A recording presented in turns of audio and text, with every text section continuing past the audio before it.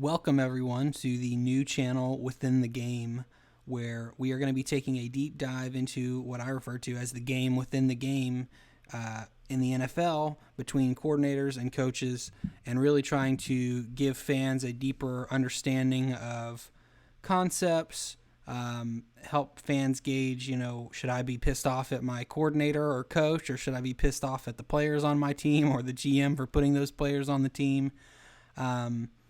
And I think this is going to be a lot of fun. Just as a very quick background on me, I'm an offensive coordinator at the high school level, which I understand doesn't make me an expert, but I do love to study these things, see if there's anything that I can steal for myself with the kids that I coach. So today we are going to be taking a look at the San Francisco 49ers offense. When I started watching the film, I didn't really have anything in mind as far as what I wanted the video to be about specifically. But once I watched the game through, it became very evident to me that this video needed to be about Christian McCaffrey. So today we're going to have a 3-part video broken up by the run game, the things that Christian adds to the offense in the run game, the passing game or receiving game, and the things that he adds out of the backfield and in the slot, even split out wide. And then the third section, I think, is personally the most interesting because nobody talks about this. It is, what does Christian add to an offense, or this offense in particular, as a decoy? What things does he open up for Kittle, for Jennings, for McLeod, for Ayuk throughout a game, just because defenses are so worried about him? So without further ado, we'll jump into it. Just make sure you like and subscribe if you like this, because we're going to have a lot more content about teams across the league coming soon. All right, so the first play that we're going to look at is just going to be a simple outside zone play. And the reason that I wanted to start with this, you'll notice that these plays are not in chronological order of how the game actually played out, but I wanted to kind of break this down piece by piece, each facet that makes Christian McCaffrey, and what makes him so valuable to this San Francisco offense. And so this is kind of the most basic of basic plays here, but it's at the root of a lot of things. So without diving into the weeds about how outside zone works and the techniques and all of those things, the general premise is that we want to take the offense, we want to take this box right here, and we want to move it in a direction. And what that does is it makes the defense have to maintain their gap responsibilities all the way across, and also move at the same kind of pace and across the same distance that the offensive players, that the blockers do. And if they don't, it's going to create cutback lanes. And they have to do that simultaneously while kind of taking on a block and maintaining outside leverage to force it back into the next guy. Okay? So I say all of that to say, as simple as this play is, it puts a lot of stress on a defense to haul their butt towards the sideline to get that outside leverage and beat each individual offensive player that they're going against in a race kind of to the sideline to maintain that outside leverage and force the play back inside. So we're going to see as I play this out, see how quickly the Seattle defense has to flow to the ball, and they still gave up 8 yards on 2nd and 10. Now it's 3rd and 2. Now it's starting to get into their mind, all right, we're going to have to play even faster to be able to stop this outside zone. Okay, and that's going to create some problems as we go through the rest of the run game here, and the play action game for that matter. All right, so that was outside zone. Now we're going to take a look at what I believe is inside zone, looking at this, and we'll see kind of how these two play off of each other. So zone concept just means, the same concept of everybody moving one direction. Okay. The difference really, in a nutshell, is going to be the point of attack, like where the linemen place their hands trying to get leverage, rather than reaching around a defender, like, say, like this. They're totally cool with just getting the inside shoulder and pushing him out. Okay? Inside, outside. Inside shoulder, outside shoulder. All right? It's more complicated than that, but I think that's good enough for what we're talking about today. So, again, inside zone, so everybody's moving this way. And this is going to be a prime example of, well, when you're so scared of that speed that we just talked about in the last play, which is kind of what I think San Francisco is setting them up for. What happens when the defense over pursues and they get that outside leverage and maybe a linebacker, I think it's going to be 56 here. If not, maybe it's 57. One of these two guys is going to over pursue because they're so scared that they're going to get gashed to the play side that it's going to create a huge cutback lane for Christian on the backside of the play.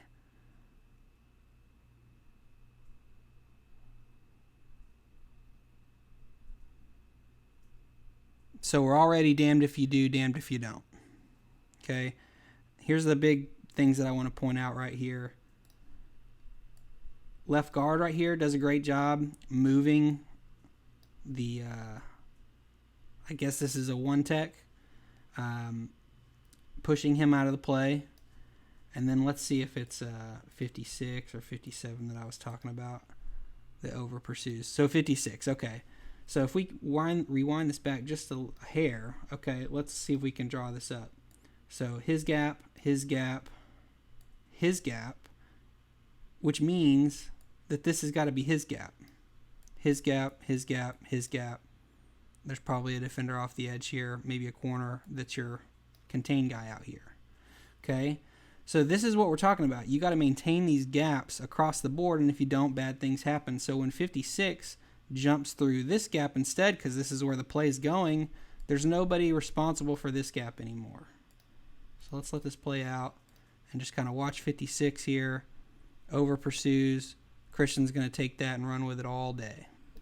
All right, this is going to be just another wrinkle in those same zone concepts that we were talking about, and it's called split zone.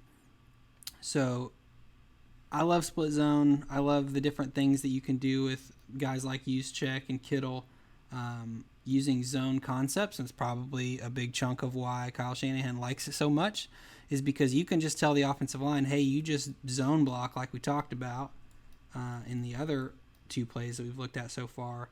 And now we're going to add in a slight wrinkle to give the defense a very different look, a very different set of problems that they have to overcome. And the only two guys that really have to do anything different are going to be Kittle and Juszczyk. Okay, so again, everybody's washing down.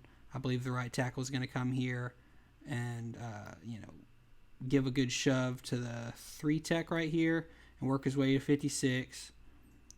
It means the guard's going to end up being responsible for him. We're here.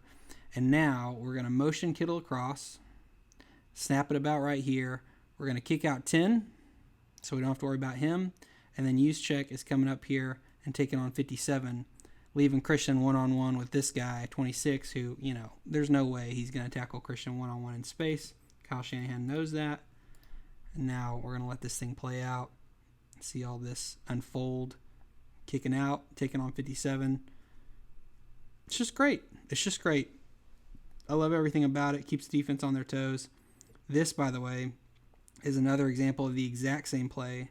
I didn't put all of them in here, but San Francisco ran the same concept probably 4 or 5 times, and Seattle never was able to do anything about it.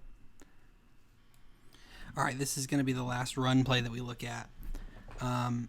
This is going to be another simple inside zone. Nothing crazy, nothing that we're really going to go over schematically on this play. What I do want to highlight, though, is just what goes on right here between these two, between Christian and Juszczyk. And I don't want this to sound like I'm trash-talking Juszczyk at all. I'm not. I think he's a really good player. But scheme aside, I think that this play shows one of the most valuable tools in Christian McCaffrey's tool belt, which is simply his agility and his vision in making it very, very difficult for the first defender that has a shot at him to bring him down, with a solo tackle on any given play. And this presents itself sometimes in the run game, and I think that it makes him a very reliable easy button for Brock Purdy and for Kyle Shanahan to, any situation where they might be unsure of what to do, F it. Just give it to Christian. It'll probably be fine. And this play embodies that. I think that this skill that we're going to look at right here is a lot more dangerous in the open space than in the passing game. And don't worry, we're going to get into that. But this is just an example of him doing it in the run game here. So Juszczyk is going to be responsible for kicking out 10. And so Christian's going to need to try to come in right behind that. Well, that's not going to work out on this play. Juszczyk is going to lose this one-on-one block. He's going to allow 10 to get across his face right into where Christian's trying to go. And you see a nasty, and I mean nasty, jump cut. Is that the sexiest of plays? No. It was probably a 5-yard gain.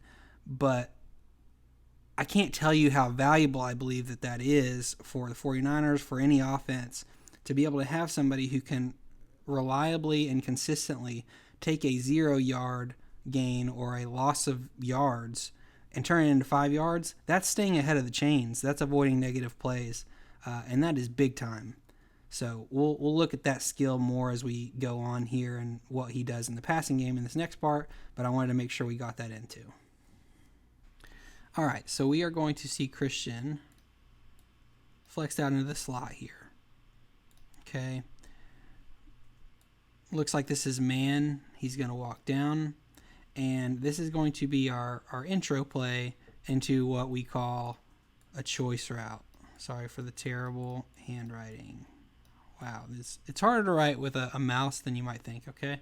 But a choice route is just going to simply be something that gives the receiver or the offensive player a couple of choices. Sometimes it's just 2, sometimes it's more than that.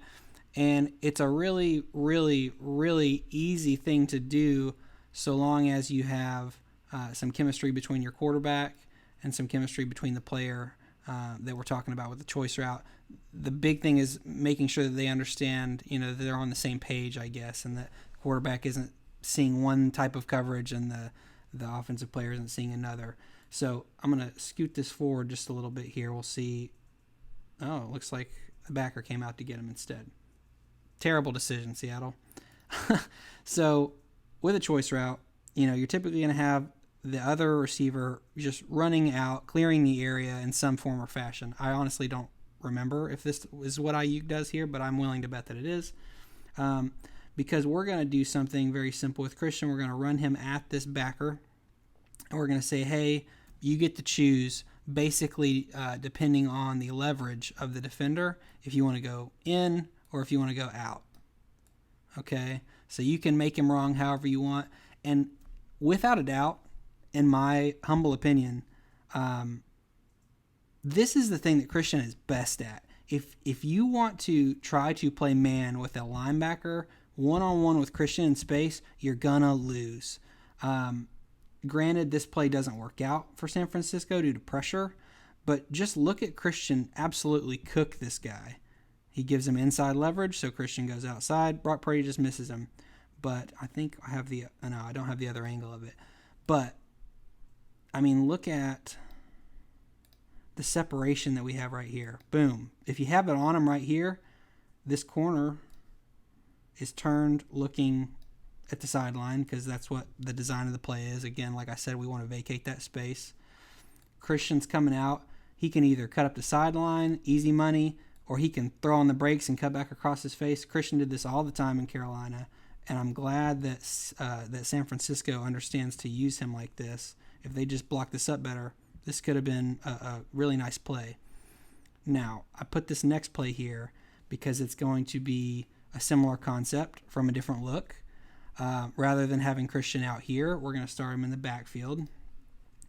But we're going to kind of run to the same place on the field.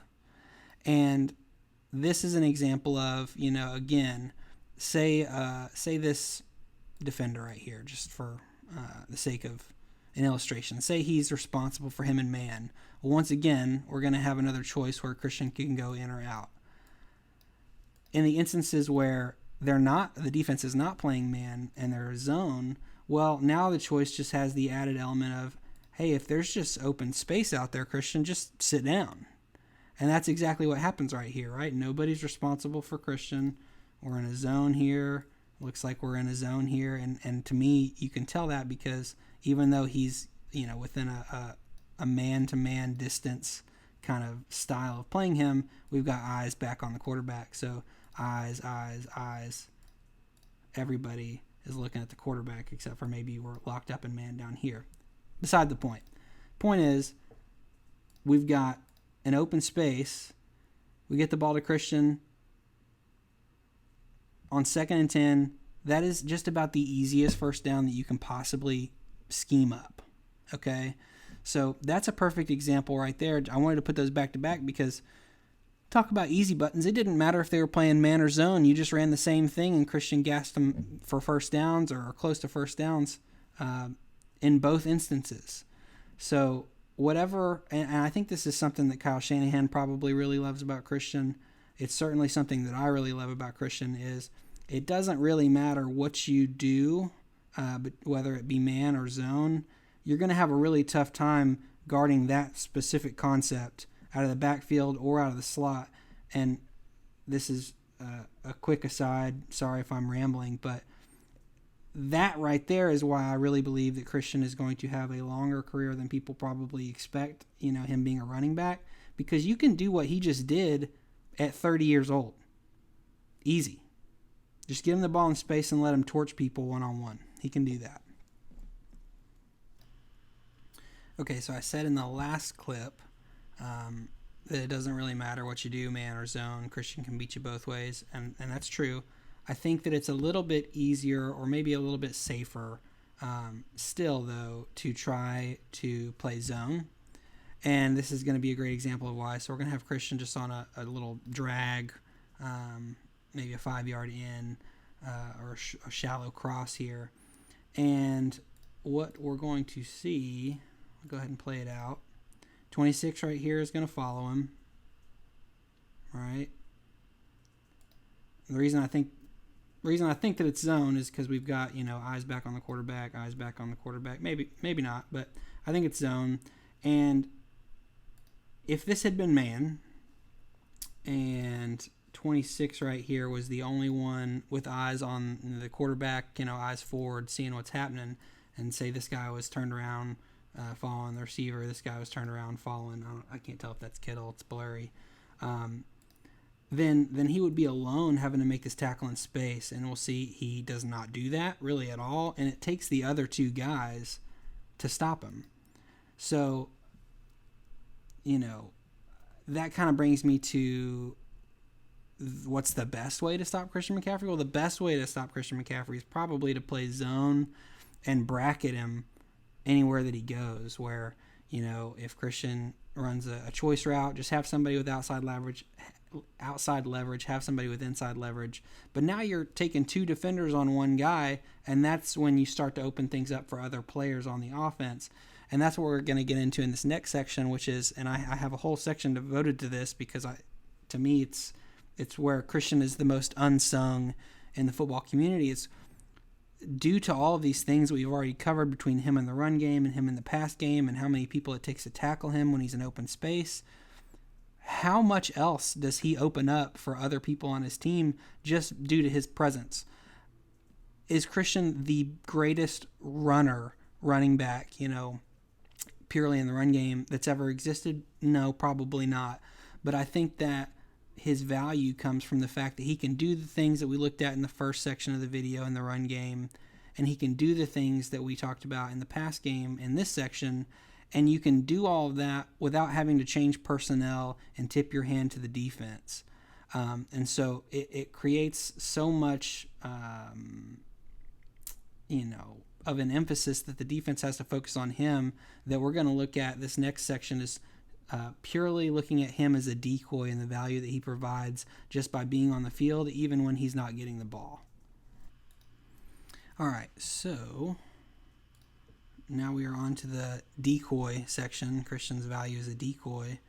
We're going to look at some of the things that he's opening up in the pass game for his teammates. So we are going to have on this on the bottom of the screen here, we're going to have a post and a wheel. It's kind of a lazy wheel. And then we're going to have backside slants.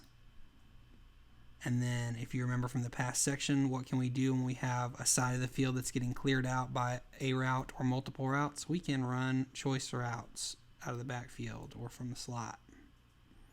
Okay, and so I know that's a lot on the screen, but without having to go into every step, every nuance of how this needs to be read, the progression for the quarterback and all these things, I really think that we can get the gist of it from just looking at the Mike backer right here. Assuming that they're playing zone, or at the very least that the Mike has zone, which is true even in some other hybrid coverages and things like that. He's going to be responsible for probably this area of the field right here in front of the safeties, which means we can see that these slants are coming in right into that zone. So that's he needs to be the inside leverage player there to prevent that from being open. But as we watch him, we're going to see that he's so concentrated and focused on McCaffrey that he is scared of getting beat underneath, that he doesn't support the backside. So again, let's just watch 56 right here. And again, this is going to be something that we're going to notice a few times in this section here. Watch his drop. He starts to drop to the side that McCaffrey's on, and he does this consistently throughout the game. He's not going to make that play on that backside slant. No way. Okay, and this is going to be the exact same thing right here later in the game.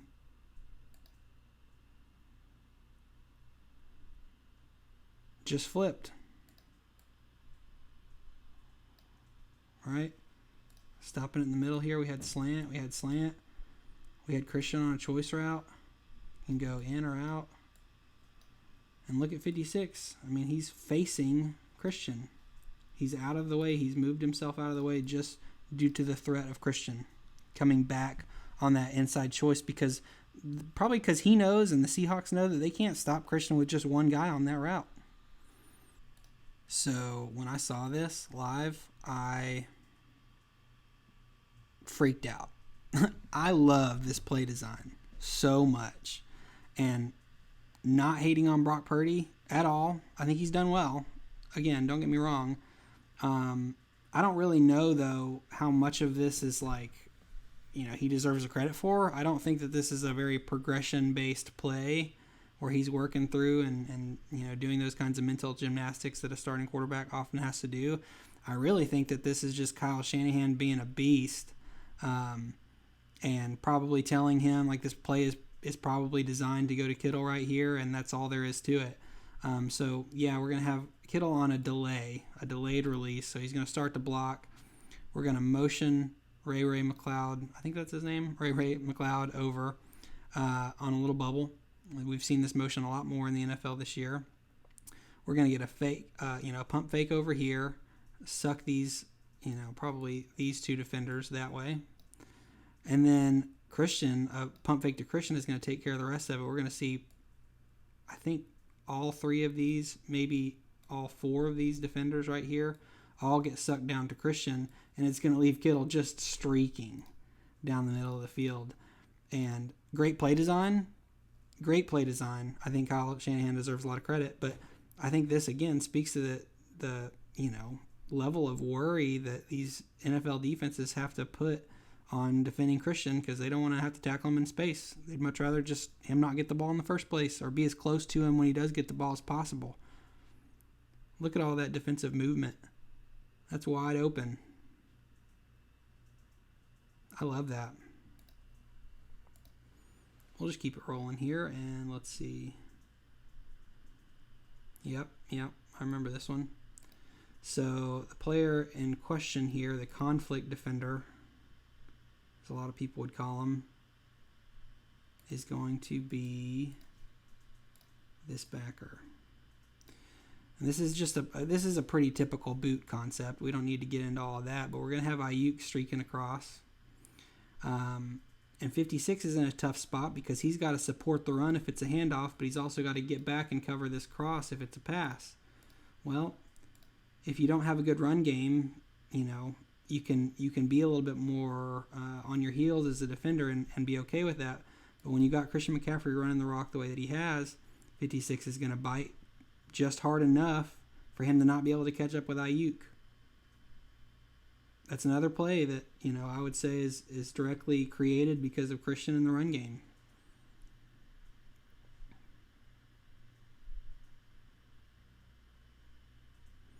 This one is absurd.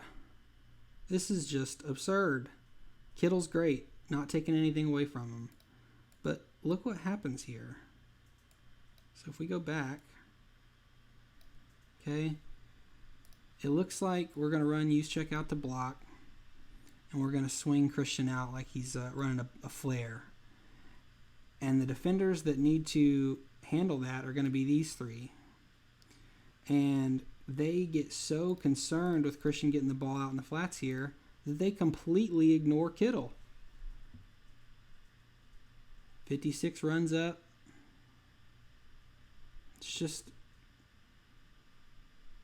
look at all the things that Christian is creating for this offense since they traded for him. I think that we're seeing more of it now since he's getting comfortable in the system, and he's, it's not a situation where they only know a couple of things. They can only have Christian do a couple of things. There are so many facets, so many different ways that Christian is impacting this offense now that's helping make Brock Purdy look great. Plain and simple. That play was wide open. Okay, here's another one. They're just going to run Ray on a little cross here. And I think this is so interesting. I believe it's 26 that peels back right here. 26. Yeah. He's going to peel back.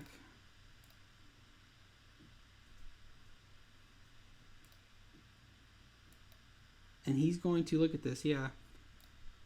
He's going to stick on Christian so much, even though everybody else is eyes forward, eyes forward, eyes forward, eyes forward. He 26 not only jams Christian, but he turns around with him and completely vacates the space that Ray needs to get that first down. 26 should be that guy. He should be the guy that keeps that from being a first down, but he doesn't because he's so worried about Christian. I'm not even going to go over that. That's another one of the double slants on the backside and Christian running his little choice route. It's the third time. 57 moves with it. Gets out of the way of the slants. It's just a cakewalk. All right, these are going to be the last three plays that we look at here. And this is just situational awareness by Christian right here. So check this out. Looks like he's got another choice route, first off. Sits down. He sees zone. He sits down. Cool. Purdy's going to have to roll out here. Ray is going to come to the flats, try to get as wide as possible, stretch this zone out. Good stuff. I wanted to put this in here, though, because I think two things. I think that Christian's heads-up play and taking this that is just supposed to be him sitting down, he's going to end up coming down the field here. And I think that he's going to kind of keep these defenders from crashing down on this, which just creates more opportunity for Ray here. Look, the corner falls off with him, even though, that's an easy. Granted, it was third and long, I think, so there's that. But this is really what I wanted to show, just because I think this is the biggest miss of Purdy on the day. He rolls out. I understand he's got a lot of pressure. I understand not wanting to throw this. But look at this right here. If you can wind up and throw this thing, Christian's making a heady football play right here, and this is a touchdown. That linebacker's not going to run with Christian. Just throw it to the corner. Let Christian run and go get it, and that's a touchdown. You're going to convert that just because of Christian's heads-up play, which would be wild. Okay. Once again, how much attention can a defense pay to Christian McCaffrey? Defense is going to get so sucked up right here on the run, they completely ignore 81. Doesn't get much easier than that. And then the very last one that I wanted to show here is really the game that San Francisco, I think, kind of won on, which is, the rollout scramble from Purdy. This isn't a crazy thing that Christian did, but I love the football IQ here. He's on a quick out. He takes his man defender out of the picture. Somebody with not as much football intelligence would just sit down here maybe and wait. That defender might turn around and might keep Brock from being able to get the first down, but Christian understands, no, I got to turn this thing up so that Purdy can get the first down and get down in bounds. That was great from Purdy. It was smart, but he wouldn't have been able to do that if Christian didn't do what he did. So I love the little details. Thanks for checking this episode out. I hope you enjoyed it. I've said this several times, but I don't want anybody to think that I'm taking anything away from Kittle, from Ayuk, from Shanahan, from Brock Purdy. That's not the point of this video. I just think that it's absolutely amazing to see the ways that Kyle Shanahan has figured out to use McCaffrey, both with the ball in his hands and without. And to me, this speaks to why Christian is a deserving candidate for Comeback Player of the Year and is one of the best offensive chess pieces that we've ever seen.